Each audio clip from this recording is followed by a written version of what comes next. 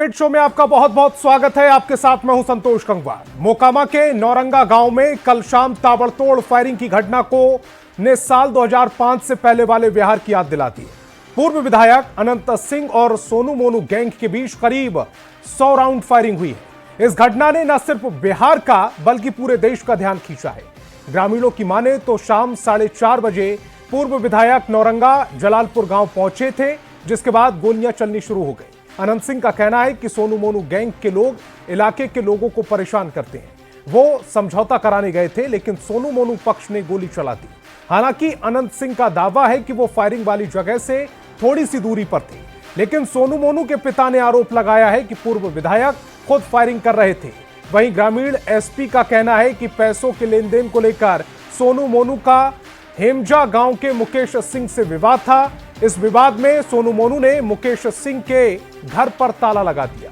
इस समस्या का समाधान करने के लिए अनंत सिंह सोनू मोनू के घर नौरंगा जलालपुर पहुंचे थे, जहां दोनों ओर से 100 राउंड फायरिंग की गई है। पुलिस ने अनंत सिंह पर आर्म्स एक्ट के तहत केस दर्ज कर लिया है। वहीं सोनू मोनू पक्ष पर भी एफआईआर दर्ज की गई है। एफएसएल की टीम ने भी घटना वाली जगह से साक्ष्य जुटाए हैं। अब इस पूरे मामले में जमकर राजनीति हो रही है। नेता प्रतिपक्ष तेजस्वी यादव ने कानून व्यवस्था पर सवाल उठाए, लेकिन हमारा सवाल है कि अगर मामला विवाद सुलझाने का था तो गोलीकांड की नौबत क्यों आई? पूरे विवाद का सच क्या है? क्या मामला राजनीतिक रंजिश का है या बात कुछ और है? डिबेट की शुरुआत करें उससे पहले एक रिपोर्ट।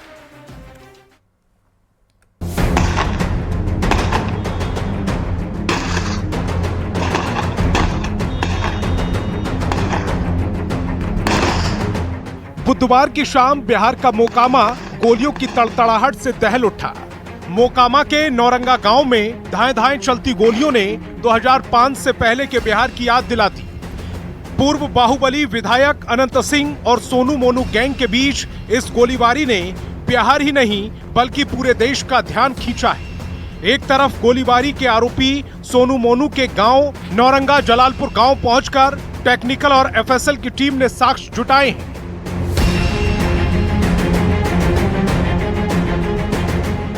एफआईआर इस मामले से संबंधित है। इसमें सार्वजनिक स्थान पर गोली चलाने और जो हत्या का प्रयास करने और साथ में जो बीएनएस की अन्य धाराएं हैं उसके अंतर्गत इसमें सोनू मोनू और पूर्व विधायक पर उस मामले में एफआईआर। तो दूसरी ओर आरोपी सोनू सिंह ने आरोप लगाया है कि गोली पूर्व विधायक अनंत सिंह और उनके लोगों ने चलाई।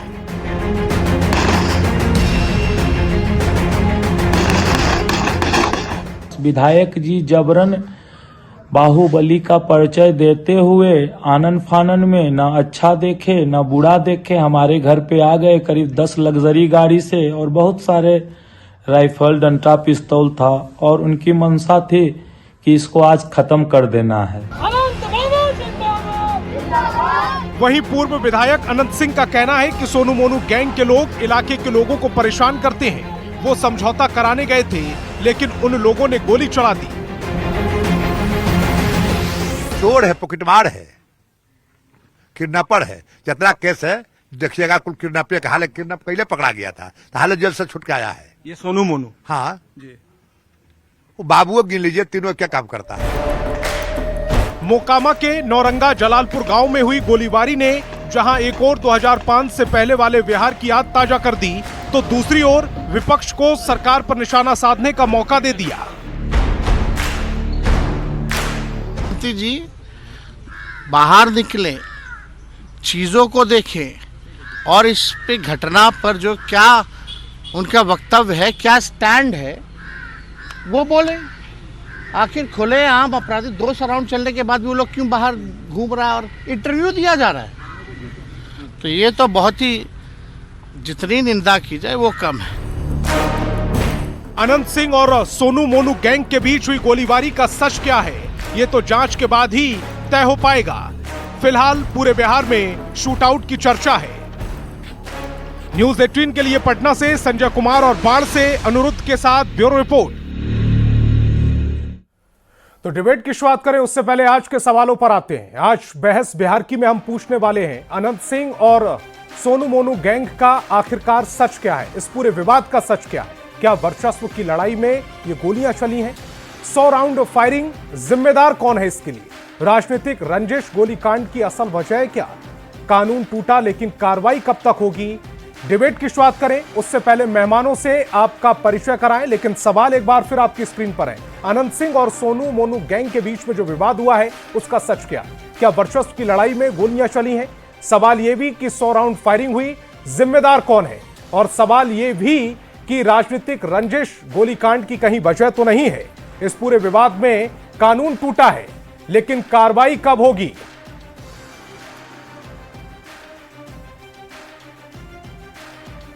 तो ये बड़े सवाल जिन पर आज चर्चा हम करने वाले हैं।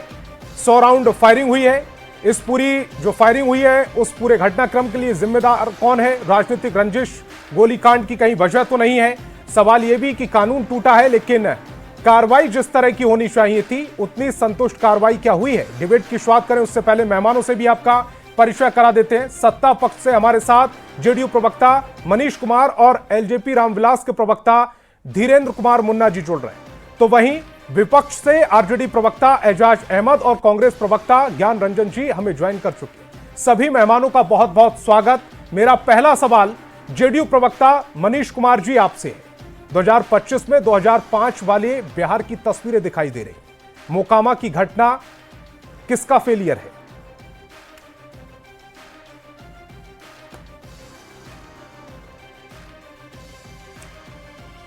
मेरी आवाज मिल रही है मनीष जी? हाँ मिल रही है।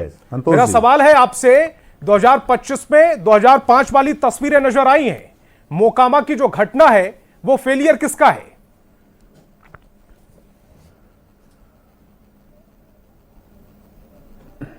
संतोष जी 2005 वाली घटना नहीं समझा मैं। 2025 में जो तस्वीरें दिखाई दी हैं, 100 राउंड से ज्यादा फायरिंग हुई है, वो 2005 वाली तस्वीरें जैसी नजर आती है। संतोष जी सबसे पहले तो मैं आपको बता देना चाहता हूं, ये बिहार आदरणीय नीतीश कुमार जी के हाथों में है और बिहार में आदरणीय नीतीश कुमार जी की सरकार ना जात देख के कार्रवाई करती है, ना पार्टी देख के कार्रवाई करती है, ना धर्म देख के कार्रवाई करती है। 5 के पहले बिहार में क्या होता था, कोई दुकान अगर नया खुला है किसी चीज का शोरूम तो उठा के ले आओ सामान और अपने घर में रख, शादी अगर हो रही है घर में तो गाड़ी के शोरूम में घुस गए और गाड़ी उठा के ले आए, पलंग उठा के ले आए। ये होता था बिहार में। आज तो हम आपके चैनल के माध्यम से डंके के चोट पे कह रहे हैं, कोई कितना बड़ा भी अपराधी हो, है किसी में हिम्मत कि किसी के दुकान से कोई सामान उठाकर लेके चलाएगा? लेकिन 2025 में गोलीकांड भी तो हो रहे हैं, 100 राउंड फायरिंग हो जाना। सुनिए तो वही मैं उसी पे मैं आ रहा हूं जी। 3 एफआईआर हो चुके हैं और उस पे छानबीन चल रही है और जो लोग उसमें दोषी पाए जाएंगे उस पे निश्चित ही कार्रवाई होगी। नेता प्रतिपक्ष का आपने सवाल सुना था, उन्होंने कहा था कि दोनों पक्षों के लोग लगातार बाइट दे रहे हैं, लगातार कैमरों पर आ रहे हैं, लगातार अपना पक्ष रख रहे हैं। एफआईआर हो जाना क्या कार्रवाई हो जाना होता है? संतोष जी, भाई तेजस्वी जी को ज्ञान बड़ा देर से होता है।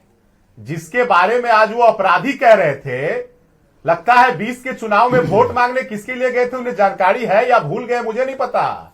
20 के चुनाव में कहां से चुनाव लड़े थे वो, और 22 में फिर किनके लिए गए थे वोट मांगने? अरे भाई, जब आपके यहाँ थे तो आप तो वोट मांग रहे थे और आज उनको आप अपराधी कह रहे हैं। ये लोग जिनके शासन में बिहार पूरे देश में शर्मसार हुआ हो, आज तो पूरे बिहार में रात को 2 बजे भी किसी को आपातकाल जरूरत पड़ेगी तो घर से निकल सकता है। ये नीतीश कुमार जी का बिहार है, वो जंगल राज वाला बिहार नहीं है कि दिन में भी अगर कोई घर से निकलेगा तो शाम को घर लौटेगा कि नहीं लौटेगा, उसके परिवार को ये डर। एजाज अहमद भी हमारे साथ जुड़े हुए हैं। एजाज जी, नेता प्रतिपक्ष ने इस पूरी घटना पर बयान दिया, लेकिन एक भी बार उन्होंने अनंत सिंह का नाम नहीं लिया। गौर किया हो आपने? क्योंकि 2020 में वो आपके ही टिकट पर चुनाव लड़े थे, यही वजह थी क्या? देखिए संतोष जी, ये जो अभी बोल रहे थे मनीष जी, पहले मेरे सवाल का जवाब दे दीजिए, मनीष जी का भी जवाब देना फिर। टाइम देखिए ना, सुन लीजिए ना। जी ये मनीष जी जो बोल रहे थे जिसके संबंध में, उनके सामने कौन नतमस्तक होता था, कौन हाथ जोड़ के खड़ा रहता था? बोलिए तो फोटो मैं दिखा दूं, बोलिए दिखा दूं, दिखाए क्या समझ में आ जाएगा कि इनका क्या कित बीस रहा का है वीडियो मैं और ये किस दिखाऊं। तरह से संरक्षित करते रहे हैं। अरे आज 2020 में बिहार वोट मांगने गए थे जा रहा नहीं है। गए थे आप? बिहार में अरे 20 में वोट मांगने गए थे नहीं गए थे? भाषण सुना कहीं क्या ना मैं कहीं अभी? सरकार के स्तर से संरक्षण दिया जा रहा है, सुरक्षा दिया जा रहा है। ये कौन सा राज है? ये समझ से परे है। ये बताए ना किस तरह से एफआईआर दर्ज होने के बाद भी जो अपराधी है, जो अपराध किया है, वो कहते हैं इसका परवाह नहीं है। इसका मतलब है सैया भाई लेकिन एजाज जी, मैं ये समझ नहीं पाया, मेरा सवाल का जवाब आपने नहीं दिया। आप वो तस्वीर दिखाने को तैयार है कि नीतीश जी हाथ जोड़कर खड़े रहते थे, लेकिन एक भी बार तेजस्वी यादव के मुंह से अनंत सिंह का नाम नहीं निकला। तेजस्वी जी ने स्पष्ट रूप से कहा, शायद आपको समझ में नहीं आया क्योंकि आप उनके चश्मा से देख रहे हैं। तेजस्वी जी ने स्पष्ट रूप से कहा कि जिन पर एफआईआर हुए हैं वो दोनों का दोनों बाइट दे रहे हैं। तो अब इससे और स्पष्ट क्या कहा जा सकता है? आप स्पष्ट रूप से बताइए ना कि मुख्यमंत्री जी के बाद क्या हुई एजाज जी आपके नेता को? अरे 20 इसको में क्या वोट मांगने गए थे, उस समय क्या एजाज जी, नहीं था? समझ आप भी अरे रहे। 20 में जब वोट मांग रहे थे अनंत सिंह शब्द नहीं आया उनकी जुबान पर। नीलम मेरा देवी सवाल जी ये के था, वोट मांग रहे थे जो तो आप क्या बात नहीं बता था रहे उस हो वो समय? मैं पहले सुनवा चुका हूं। आप क्यों नहीं बताते हैं? आप क्यों नहीं इस पर चर्चा करते हैं? अरे ज्ञान आपको इतना विलंब से क्यों होता है? बिहार आदरणीय नीतीश कुमार जी के हाथ में है। कोई अपराधी का एक नाम बता दीजिए। ठीक है, धर्मेंद्र जी भी मेरे साथ जुड़े हुए हैं, मैं उनका रुख करूंगा। धीरेन्द्र जी, माफ कीजिएगा, धीरेन्द्र जी मेरे साथ जुड़े हुए हैं, एलजेपी रामविलास के राष्ट्रीय प्रवक्ता हैं ये। धीरेन्द्र जी, जो स्थिति बिहार में बन रही है, इससे पहले लगातार जंगल राज, कानून व्यवस्था, इस तरह के शब्द हम सुना करते थे आरजेडी को लेकर, आपकी सरकार, एनडीए की सरकार की तरफ से। लेकिन जो तस्वीर नजर आई है उस पर धीरेन्द्र जी, देखिए, ये चिंता का विषय है, इससे इनकार नहीं कर सकते हैं। फायरिंग अगर हुई है तो इस घटना को गंभीरता से सरकार ले रही है। सिर्फ फायरिंग नहीं हुई है, 100 राउंड फायरिंग हुई। मैं वही बता रहा हूं कि फायरिंग हुई है, 100 राउंड हुई है, 80 राउंड हुई है, इसकी जांच हो रही है। और कानून का राज है, तभी अनंत सिंह पर भी केस हुआ है, तभी मोनू और सोनू के भी पर केस हुआ है, और जो भी लोग हैं वो कानून के कटघरे में हैं। लेकिन राष्ट्रीय जनता दल के जो लोग आरोप लगा रहे हैं कि मीडिया पर दोनों पक्ष आकर के बाइट दे रहा है, अरे उसके राष्ट्रीय अध्यक्ष जी तो जेल रिटर्न है, अब तब भी वो मीडिया पर आके बाइट दे रहे हैं और कोर्ट ने उनको दोषी करार दिया है। देखिए, अनंत सिंह पे, एक मिनट बोलने दीजिए, अनंत सिंह पे इसके पहले उन पर एफआईआर हुआ था AK-47 भी रखने का, और कोर्ट ने आनंद फानन में उन पर एफआईआर तो हुआ, लेकिन क्या हुआ, बिना जांच के होने के बाद कोर्ट से वो बरी होकर के आए। तो अगर दोषी वो होंगे तो इसको जांच करके बिहार की पुलिस पूरे तौर पर सक्षम पुलिस है, अगर कोई दोषी होगा तो वो बच नहीं सकता है संतोष जी। लेकिन राष्ट्रीय जनता दल को ऐसे गंभीर मुद्दों पे राजनीति करने के बजाय अपने अतीत को देखना चाहिए कि तब अपराधी गोली चलाते थे और मुख्यमंत्री आवास में उनको शरण दिया जाता था। आज कम से कम यह स्थिति नहीं है। अगर कोई अपराध करता है और अपराध में अगर वह आरोपी हो जाता है तो निश्चित तौर पर उसकी जगह जेल में होता है। लेकिन राष्ट्रीय जनता दल के लोग कहीं ना कहीं कोई मुद्दा नहीं है तो यह घटना पर राजनीति कर रहे हैं। हालांकि यह घटना बेहद दुर्भाग्यपूर्ण है और बिहार के लोग ऐसी घटनाओं को न पसंद करते हैं और न एनडीए सरकार ऐसी घटनाओं का समर्थन करती है। ठीक है, ज्ञान रंजन जी, क्या एफआईआर करा देना सारी जिम्मेदारी निभा देना होता है? ज्ञान रंजन जी। संतोष जी, मैं एक बात संतोष जी, मेरी आवाज आ रही है जी? मैं एक बात बहुत क्लियर कह देता हूं, अगर बीच में टोका टोकी कीजिएगा तो हम डिबेट को भाड़ देंगे। बात साफ, हम सबको बहुत शांति से सुने, मेरी भी बात शांति से सुनिएगा। अगर आपसे कंट्रोल नहीं हो रहा है तो फिर आप छोड़ दीजिएगा। देखिए, अब आते हैं मुद्दे पे। जब सैया भय कोतवाल तो अब डर काहे का।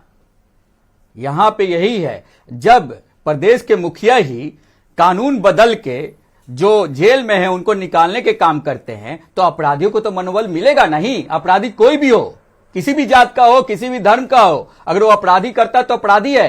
तो यहां पे तो सरकार के संरक्षण में ही उनको मनोबल बढ़ाया जाता है, और अपराधियों की इतनी मनोबल बढ़ गई है, इतनी मनोबल बढ़ गई है कि वो जब जहां जैसे जिस तरह से जिस वस्तु से जिसको चाहता है वो अपराध कृत कर देता है, और उसके बाद वही गाल बजाने आ जाते हैं। अरे भाई, यहां तो बड़ा दिक्कत है एनडीए के लोगों के साथ। एक को जो इनके आका हैं उनको हमारे नेहरू जी से परेशान है, और यहां पे जो एनडीए के लेगा उनको लालू जी से परेशानी है। अरे भाई, कब तक आप 20 साल पहले की दुहाई देंगे? 18 साल से लगभग 2 दशक से आप सत्ता में हैं, और उसके बाद भी आप इस तरह की दुहाई देते हैं, तो सत्ता के लिए शर्म से डूब मरने की बात है।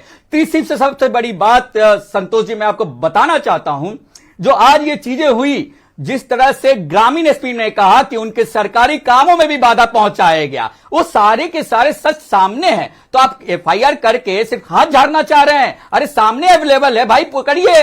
जो प्राइमा फेसी है आपको दिख रहा है, आप कम से कम अरेस्ट तो कीजिए कि कोई अनहोनी घटना तो नहीं घटे। आप लगे ज्ञान देने यहां पे आके सभी लोग टीवी चैनल पे, वह भी हमें। चौथी सबसे बड़ी बात मैं अब बताना चाहता हूं कि बिहार के परिप्रेक्ष्य में आप देखिए, घटनाक्रम की चक्र देखिए, किस तरह से जब सत्ता परिवर्तन हुआ महागठबंधन की सरकार से, फिर जब एनडीए की सरकार आई, तो किस तरह से लॉ एंड ऑर्डर बिखर गया। आप देखे होंगे कि करीब हर महीने एवरेज 100 अपराधी जो मृत्यु के खबरें चलती है, डाका की चलती है, चोरी की खबरें चलती है। तो आप ये बताइए संतोष जी, इस डबल इंजन की सरकार कब तक 20 साल पहले की सरकार पे रोती रहेगी? क्या वो सक्षम नहीं है? प्रदेश के मुखिया जो है उनके पास गृह मंत्रालय है, अगर वो सक्षम नहीं है, जैसा कि बीजेपी दिखाना चाहती है, क्योंकि कभी कभी फोटो आता है कि माननीय मुख्यमंत्री जी खगड़िया में पर्दा हटा के खगड़िया का वो देखते हैं, क्या बोलते हैं, पीछे से उसका प्रगति देखते हैं, अरे टूटा पुल, बिगड़ा पुल, कहीं कहीं वो फोटो देखते हैं,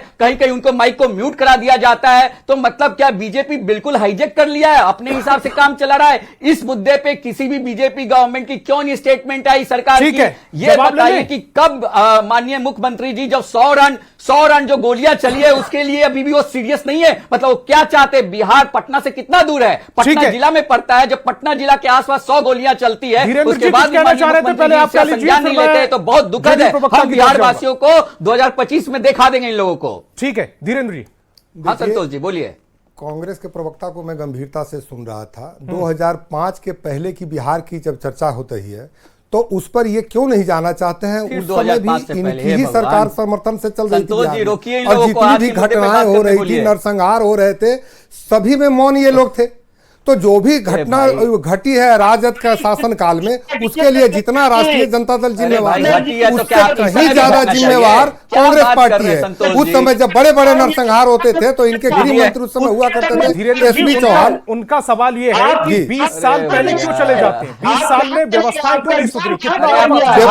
व्यवस्थाएं इतनी सुधरी है कि यही बात तो हर जगह घूम घूम के हम लोग बोल रहे हैं कि यह कानून का राज है। तुरंत एफआईआर हुआ है, और जब राष्ट्रीय जनता दल कुछ दिनों के लिए सत्ता में आई थी तब इसी अनंत सिंह पे आनंद फानन में एफआईआर करके जेल भेजा गया था संतोष जी। लेकिन कोर्ट ने यह माना कि राजनीतिक रूप से उनको भेज दिया गया है, वहां से वो बरी होकर चले आए। तो क्या वही गलती अपने बदला लेने के लिए हम किसी को राजनीति में भेज दे, जेल में भेज दे, कि उसकी जांच करके भेजे? अगर जांच में वो दोषी होंगे, चाहे कितने भी बड़े बाहुबली हो, उनको जेल के अंदर जाना होगा। बिहार में कानून का राज है और वही रहेगा। ठीक है मनीष जी, कुछ कहना चाह रहे थे आप? कैबिनेट से नया नियम बना के पास करा के बुला लेंगे, कुछ भी बोल रहे हैं संतोष जी। अभी कांग्रेस के प्रवक्ता बोल रहे थे कि लालू जी की चर्चा होती है। अरे भाई, इस बिहार का नेतृत्व कांग्रेस ने भी किया है, और बिहार का नेतृत्व राष्ट्रीय जनता दल के नेता आदरणीय लालू प्रसाद जी और राबड़ी देवी जी भी की। मैंने पहले ही बोला, इसी बिहार में साहेब हुआ करते थे, बाहुबली हुआ करते थे, माफिया होते थे, और दिन में लोग घर से नहीं निकल पाते थे। आज पटना या बिहार के किसी जिला में रात के 2 बजे भी अगर किसी को कोई जरूरत होगी तो घर से निकलेंगे और अपना काम करेंगे। पटना के मरीन ड्राइव पर चले जाइए, रात के 2 बजे सब परिवार चाय और कॉफी का आनंद ले रहे हैं। बिहार में आज सुशासन की सरकार है। सुशासन की सरकार में जब गोली कांड होते हैं तो सवाल उठेंगे। आपसे पूछना चाहता हूं कि जब टिकट देते हैं तब आनंद सिंह आपको बहुत ठीक लगते हैं, 2020 में आपने टिकट दिया, और जब इस तरह की घटनाएं, उनका इतिहास तो पहले भी ऐसा ही रहा है। सरकार का एक बार समाप्त हो गया है, सरकार की सोच। एजाज जी, मेरा सवाल, मेरी आवाज पहुंच रही है आप तक? सरकार की तो गोलीबारी थाना के करीब नहीं ठीक है। होता। सरकार नहीं दिख रही है। ज्ञान रंजन जी, आप जवाब दीजिए। जब आरजेडी टिकट देती है तब उन्हें सब मीठा मीठा दिखता है। संतोष जी, उनका इतिहास तो हमेशा से ही ऐसा रहा है ना। संतोष जी, बहुत सिंपल सी बात है। हाँ, मैं समझ गया, सुनिए ना संतोष जी, बहुत सिंपल सा एक बात है। मैंने अभी डिबेट शुरू किया था तो यही बोला था कि जब सैया भय कोतवाल तो अब डर काहे का। बिहार में हमारे माननीय मुख्यमंत्री जी ने ऐसा एग्जाम्पल सेट किया है कि अपराधियों के लिए नियम कानून बदल के उनको जेल से निकाला, तो अपराधियों का मनोबल बढ़ा हुआ है भाई। इसमें सच्चाई है, इसमें डरने वाली कौन बात है? अरे बहुत सारे अपराधी है। बिहार का एक अपराधी का नाम बताइए जो अपराध कर। अरे आज मोनू आज जो जेल से बाहर है, अपराध में सजा पाकर होगी, अभी भी जेल में है वो। का नाम बता संतोष, दीजिए। बिहार के क्या देश के सबसे बड़े आर्थिक अपराधी बिहार के सड़कों पर घूम घूम कर बाइट दे रहे हैं। नीतीश कुमार जी के नेतृत्व में सुशासन की सरकार है। मनीष जी आपके बीच में नहीं बोले थे ज्ञान रंजन जी, उनकी बात कंप्लीट होने दीजिए, मैं आपको मौका दूंगा लास्ट। संतोष जी, आज जो इन लोगों ने कृत किया है, क्या ये लोग अपराधी नहीं है क्या? कैसी कैसी बात करते हैं, दलील देते हैं। व्यूअर्स देख रहे हैं, बिहार के लोग देख रहे हैं भाई, पार्टी को रिप्रेजेंट कर रहे हैं, थोड़ा सा सेंसिबल बात कीजिए। दो चीजों और कहना चाहता हूं संतोष जी आपके व्यूअर्स के लिए, आप खोल के देखते रहिए। आपको अगर यही सरकार चाहिए तो ठीक है, लेकिन मैं आपको विश्वास दिलाता हूं कि युवा सरकार 2025 में महागठबंधन की सरकार, जो आपकी पढ़ाई लिखाई, दवाई, सुरक्षा, युवा को रोजगार, नौकरी, महिलाओं का सम्मान, मजदूरों का सम्मान, वही लोगों को 2025 में लाइएगा और फिर कहिएगा देखिए बिहार की कैसे धीरे से लूंगा। देखिए आपसे माफी क्योंकि आपकी आवाज नहीं आ रही थी। राष्ट्रीय जनता दल और कांग्रेस के प्रवक्ता से मैं पूछना चाहता हूं कि आप मुझे एक चीज का जवाब दे दीजिए कि बिहार में अपराधी किसको कहा गया है? कोर्ट ने किसको बोला है? लालू यादव जी को बोला है कि अनंत सिंह जी को बोला है? अब सिर्फ इसका जवाब मुझे संतोष जी दिलवा दीजिए। ठीक है, समय की कमी है। तमाम मेहमान मेरे साथ जुड़े, आपका बहुत बहुत शुक्रिया। लेकिन बड़ा सवाल यही कि अनंत सिंह वर्सेस सोनू मोनू गैंग का आखिर सच क्या है, और इस पूरे मामले पर इतनी राजनीति हो रही है, क्या इसके पीछे की हकीकत भी कुछ और है? बहस बिहार की में फिलहाल इतना ही। आप देखते रहिए न्यूज़ 18 बिहार झारखंड।